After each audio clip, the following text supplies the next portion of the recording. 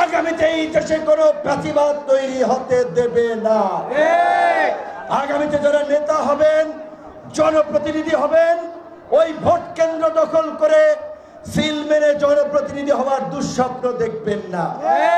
জনগণ যাকে সমর্থন করবে, জনগণ যাদের পেছনে থাকবে, তারাই নেতা হবে, জনপ্রতিনিধি হবে, দেশ শাসন করবে। এখন আমাদের কাজ হচ্ছে এই জনগণকে সচেতন করা, এই জনগণকে ঐক্যবদ্ধ করা এবং পরিবর্তনের জন্য গণ অধিকার পরিষদের বার্তাকে জনগণের সামনে নিয়ে যাওয়া।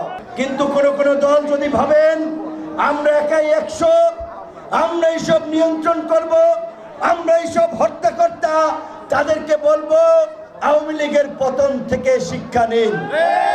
এই দেশের মানুষ কাউকে পরোয়া করে নাই। 16 বছরের দৈত্য দানবীয় হাসিনার ফ্যাসিবাদ হটাতে বুক পেতে দিয়েছিল সেই বীর জনতা, লড়াকু ছাত্র জনতা,